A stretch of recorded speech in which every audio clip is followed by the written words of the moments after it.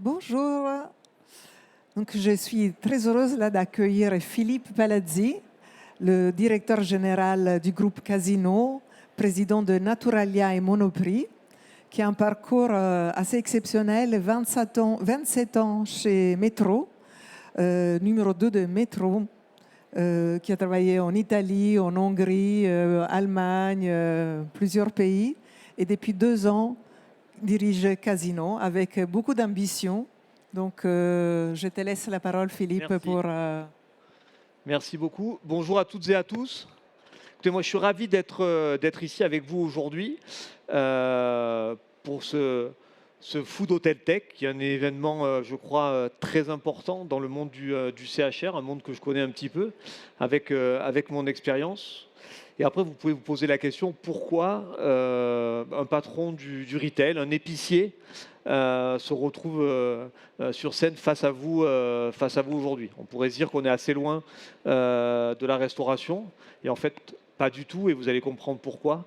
Et je vais vous parler d'hybridation du commerce, je vais vous parler que nous faisons partie, que ce soit la restauration emportée, l'hôtellerie, les cafés, les bars, les restaurants, vraiment, nous faisons partie du même écosystème et nous sommes tous, je le crois profondément, complémentaires et interdépendants.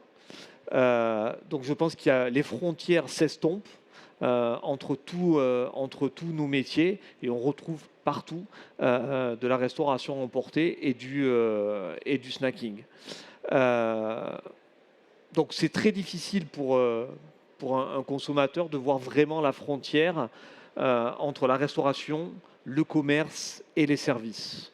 Le consommateur cherche à se nourrir à un moment donné de la journée avec un certain niveau d'exigence en termes de qualité et bien évidemment dans un contexte précis. Donc ça, c'est important à le souligner. Donc selon les situations, il va pouvoir aller à la fois au restaurant ou aller dans une de nos épiceries, dans un commerce de proximité. Ça peut être également une boulangerie pour acheter un produit qui est prêt à consommer, qui est prêt à réchauffer. Et bien sûr, il combine plusieurs fois par jour ou plusieurs fois par semaine ses choix de solutions de restauration.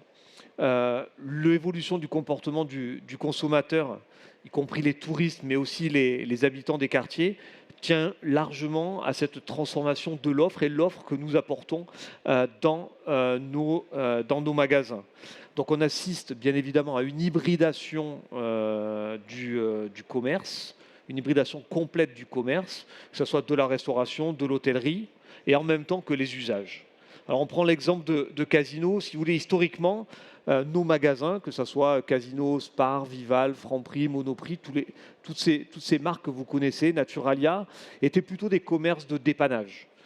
C'était l'épicerie du quotidien, donc c'était le frigo, c'était le placard du voisinage et c'était l'objectif précis du commerce de proximité et de l'épicerie. Mais on a vu l'évolution et les attentes de nos clients, donc c'est beaucoup plus de produits prêts à consommer, plus de restauration, plus de services. Et aujourd'hui, une part croissante de notre clientèle est liée au tourisme et à l'hôtel élargi en incluant bien évidemment les locations de courte durée de type Airbnb. Très concrètement, dans certains magasins parisiens, près de 50% de notre chiffre d'affaires en carte bleue est fait avec des cartes bleues étrangères. Donc vraiment, on impacte vraiment le tourisme aussi dans les grandes villes telles que Paris. Et ce qui est intéressant de voir, c'est que les besoins du voisinage, des actifs et des touristes ont tendance à converger. Donc les usages, on en parle. Donc en développant une offre adaptée à nos clients de proximité, de nos épiceries, nous avons aussi construit une réponse pour tous ces nouveaux usages touristiques. Et ça, c'est important de le souligner. On apporte en fait aujourd'hui des services qui sont totalement complémentaires aux activités de l'hôtellerie. Et ça, j'insiste là-dessus. On a une amplitude horaire large, donc on ouvre très tôt le matin, 7 heures, souvent même 6h30. On ferme très tard le soir, jusqu'à 23 heures. Donc on est bien placé pour ça. On offre bien évidemment, je vous l'ai dit, une restauration emportée, prête à consommer, mais aussi on ouvre des services, on offre des services comme le gardiennage de bagages dans nos magasins. Pendant les Jeux Olympiques, on a gardé plus de 15 000 bagages pendant la période des Jeux Olympiques. Donc ça, c'est important, ce sont des services que nous développons, ou bien évidemment la remise de clés pour ce qui est les Airbnb et les appartements qui sont loués. Moi, je suis convaincu d'une chose, c'est que nos métiers, c'est à la fois le CHR et l'épicerie sont très complémentaires et ça ouvre bien évidemment des opportunités de partenariat. Donc, une épicerie qui est ouverte 7 jours sur 7, de 7h à 22h, à côté d'un hôtel, c'est un avantage compétitif pour l'hôtel également. Pourquoi ? Parce que c'est très complémentaire. On offre ces services, et je vous donne juste un chiffre pour étayer mon propos. À Paris, il y a un magasin, l'une des marques du groupe qui sont derrière moi, à 300 mètres de chaque hôtel dans Paris. Et on voit vraiment la clientèle hôtelière des hôtels de voisinage qui viennent dans nos commerces pour se restaurer. Et je pense vraiment qu'en travaillant ensemble, en mettant cet écosystème ensemble, on peut vraiment renforcer la qualité, l'expérience proposée aux touristes qui sont dans nos villes de France. Donc c'est tout le sens de ma venue aujourd'hui, c'est de partager avec vous la manière dont le commerce de proximité s'inscrit dans cette transformation du paysage urbain, et puis aussi les passerelles que l'on peut créer entre le CHR et l'épicerie. Alors je l'ai abordé rapidement, mais je vais y revenir un peu en détail si vous le voulez bien. La manière dont les Français se nourrissent change durablement. Les consommateurs sont devenus hybrides, donc ils veulent pouvoir manger rapidement, mais il faut que ça soit bon, il faut que ça soit sain et à toute heure de la journée. Donc le sacro-saint déjeuner familial a tendance à disparaître et on mange quand on a faim, quand on a envie de se nourrir. Donc ils attendent une expérience simple. Je pense que c'est ce que disait Christophe avant moi. Hein. Il disait avant on allait dans un restaurant pour se nourrir, maintenant on va dans un restaurant parce que c'est une aventure, parce que c'est une expérience. Mais là, c'est la même chose. Quand on va dans une épicerie, on n'y va pas juste pour remplir son placard, mais aussi on y va parce que c'est une expérience. On rencontre du service et puis on a une offre de restauration à emporter. Et ça doit être une expérience qui soit à la fois simple, fluide, mais c'est aussi une expérience qui se veut omnicanale. Et c'est sur quoi le groupe Casino, avec toutes ses marques, allons. Donc les achats sont devenus de plus en plus fréquents, souvent fragmentés, décidés au dernier moment, donc on ne prévoit plus ces achats longtemps à l'avance, et en fait on les suit en fonction des contraintes de la journée. Donc c'est un retournement majeur pour la distribution en France. En 5 ans, c'est énorme, le retail en France, les grandes et moyennes surfaces, mais on parle surtout des hypermarchés et supermarchés, ont perdu 8 milliards de chiffre d'affaires. Ont perdu 8 milliards de chiffre d'affaires au bénéfice du commerce de proximité, que ce soit nos épiceries, mais également des boulangeries et tout le commerce alimentaire que l'on peut trouver dans nos belles villes et dans les beaux quartiers de toutes les villes de France. Donc je prends un exemple simple, il est 19h30, 20h, vous sortez du bureau, ou vous sortez du télétravail pour ceux qui en font, et puis vous ne savez pas ce que vous allez pouvoir manger, vous n'avez rien prévu bien évidemment pour le dîner. Ce que vous faites, vous allez près de chez vous, vous voulez un endroit où vous pouvez trouver ce dont vous avez besoin, vous n'avez pas envie de passer 1 heure en cuisine à préparer quelque chose. Souvent les ménages en France, c'est une personne. À Paris par exemple, il y a plus de ménages, ou autant de ménages d'une personne que de 4 personnes à Paris. Et quand on est seul, on n'a pas trop envie de cuisiner, on a envie de trouver quelque chose et d'avoir quelque chose de facile. Donc bien sûr, plusieurs choix coexistent dans une même rue, dans un même quartier. C'est la restauration, le commerce de proximité ou même la livraison. C'est-à-dire que notre concurrent aussi, c'est votre téléphone mobile. Et souvent, le consommateur navigue entre plusieurs options, que ce soit la restauration, le snacking, l'épicerie de quartier et bien évidemment son téléphone portable. On observe exactement la même chose pour le déjeuner. Donc la pause de déjeuner classique au restaurant entre collègues, elle est désacralisée, il y a le télétravail, les rythmes sont fragmentés, vous le savez. Même la restauration d'entreprise voit leur fréquentation évoluer, se réduire. Et en même temps, l'exigence alimentaire n'a jamais été aussi forte. L'exigence alimentaire en termes de qualité, du manger bon, du manger sain. Donc les Français cuisinent main, mais ils veulent mieux se nourrir. Donc il faut à la fois on est dans un milieu où l'alimentation est de plus en plus contrainte, mais elle doit être aussi plus choisie par le consommateur. Donc on- et ça on peut le, oui, pardon. Et ça aussi on peut l'observer on peut le voir dans les chiffres, on peut l'observer dans les chiffres que l'on a. Le snacking, ça représente, ça vous le savez mieux que moi, 45% des repas. 45% des repas sont en snacking. Je vous donne un exemple. Aux États-Unis, un Américain sur deux prend aucun repas chez lui. Alors je ne dis pas qu'en France on va être comme ça, j'espère pas personnellement, mais en tout cas il y a une tendance de fond, une lame de fond qui fait évoluer le consommateur. Et 38% c'est de la restauration commerciale. Donc ce marché est considérable, vous l'avez compris. La restauration hors domicile, c'est 57 milliards en France de chiffre d'affaires. Le snacking, c'est 15 milliards de chiffre d'affaires en France et qui continue à se développer. Donc moins de temps, plus d'attentes de la part des consommateurs et vous l'avez compris, des frontières entre nos métiers, que ce soit la restauration, le snacking et l'épicerie qui est de plus en plus poreuse, qui est de plus en plus perméable. Donc un commerçant propose également du prêt-à-manger, vous l'avez compris, tout converge. Donc la proximité, donc on a compris ce tournant, on l'a pris ce tournant il y a quelques années dans le groupe et les choix sont clairs. Donc nous n'allons pas devenir des restaurateurs, parce que c'est un vrai métier, il faut des vraies compétences pour ça.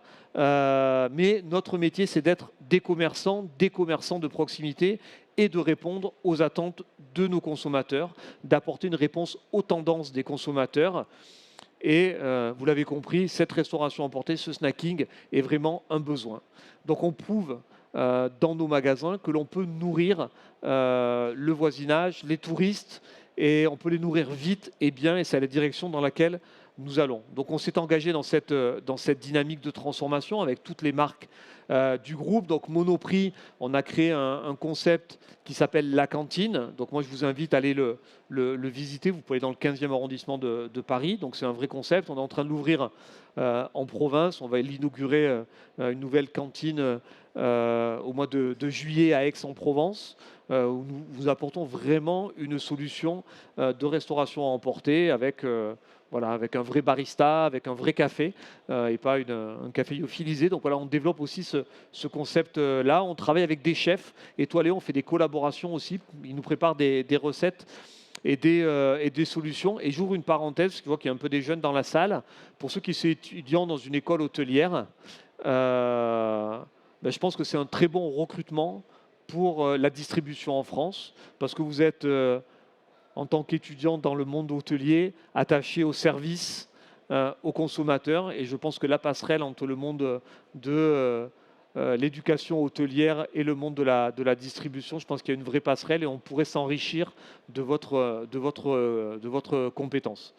Chez Franprix, on a lancé un concept aussi qui s'appelle Oxygène, qui intègre une offre incroyable de restauration emportée, que ce soit de la restauration emportée froide, mais aussi du snacking chaud. On a des salades que l'on peut causer soi-même ou des salades qui sont déjà existantes, avec des recettes qui ont été élaborées par des chefs. On a plus de 100 magasins à Paris qui sont déjà à ces concepts-là. Donc on va continuer à se développer. À l'horizon 2030, tout notre parc de magasins parisiens, c'est 1000 magasins qui seront développés à ce concept-là, laissant une grande part au snacking et à la restauration à emporter. Et puis Naturalia, peut-être une marque que vous connaissez, c'est une marque bio. Nous lançons un snacking bio spécifique chez Naturalia et c'est la direction que le groupe Casino prend, bien évidemment, pour se développer. Donc en fait, l'idée est simple, c'est que l'on puisse offrir des solutions et un positionnement différent. Donc c'est se nourrir vite, mais également se nourrir bien quand l'on va dans nos magasins. Donc on fait, vous avez compris, de la restauration à emporter un pilier de développement de notre stratégie. Donc on va vraiment dans cette direction. Et ma conviction est que dans 10 ans, écoutez bien ce que je vous dis, que dans 10 ans, 50% du chiffre d'affaires de nos magasins sera de la restauration à emporter. Donc c'est vraiment un très très gros changement pour le groupe, pour l'épicerie et pour le commerce de proximité. Donc l'idée, bien évidemment, dans nos magasins, c'est de couvrir plusieurs moments de consommation, c'est-à-dire d'être tourné le matin en mode petit déjeuner avec une offre très large, que ce soit des boissons chaudes et des boissons gourmandes également, avec de la viennoiserie. Bien évidemment, en midi, on basculerait sur une proposition différente, le soir, l'apéritif, et vraiment servir tous ces moments avec un positionnement différent par marque. Donc ce que vous allez trouver chez Monoprix ne sera pas la même chose que chez Franprix ou même Naturalia. Donc en fait, si vous voulez, on comprend qu'il faut, dans cette proximité en France, il faut que la pause déjeuner représente plusieurs milliards de repas chaque année. Et ces moments sont de moins en moins homogènes. Ils deviennent souvent plus courts, plus irréguliers en termes d'horaire, beaucoup plus hybrides dans la façon de consommer. Et donc, elles appellent des réponses plus souples. Et donc, nos concepts que nous développons par marque sont un bon moyen, vous l'avez compris, de répondre à cette évolution des consommateurs et des demandes. Et je vous donne un exemple concret. Cette année, ce sont les 60 ans de la marque Monoprix Gourmet. Dans les magasins Monoprix, et nous allons petit à petit transformer tous nos emballages pour avoir bien évidemment une solution en anglais sur tous nos packaging. Ça, c'est important.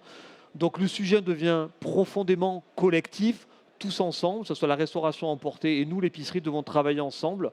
Donc l'idée, ce n'est pas de savoir qui prend quelle part de marché à l'autre, mais la vraie question, c'est est-ce que notre capacité à répondre ensemble à cette complexité croissante des usages et comment nous pouvons y répondre. Alors, l'idée, c'est pas ces usages-là ne vont pas se simplifier, ils vont continuer à se fragmenter, vous l'avez compris, et à se transformer. Nous travaillons restauration et épicerie. Restaurateurs et épiceries, nous travaillons avec souvent les mêmes producteurs, les mêmes enjeux de qualité, de traçabilité, de durabilité. On utilise souvent le même matériel. J'ai eu l'occasion de visiter un stand pas très loin d'ici qui font des fours à la fois secs ou des fours humides qui permettent de réchauffer des sandwichs et des plats rapidement en moins d'une minute. Donc nous, on a besoin de ces solutions-là. On devient vraiment hybride entre de l'épicerie et de la gestion d'une cuisine où on peut faire et de l'assemblage et des préparations. Et puis le lien social que créent, qui sont communs entre tous les commerces d'un même quartier, de tous nos formats, que ce soit d'un restaurant, d'un commerce de proximité.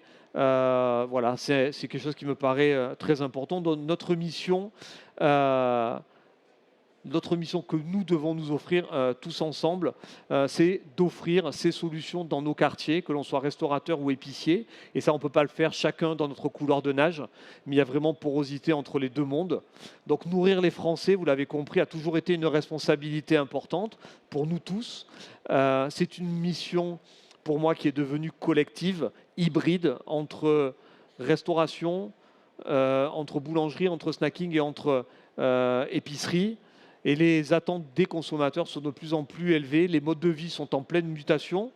Et sans doute l'un des défis majeurs que nous avons en commun, c'est vraiment d'essayer d'apporter ces solutions ensemble dans une même rue. Et sur ça, je vais conclure et je vous remercie à toutes et tous pour votre attention. Et c'est un plaisir d'être ici et je reviendrai l'année prochaine pour visiter le salon plus amplement. Merci à vous tous. Merci. Merci. Merci à toi.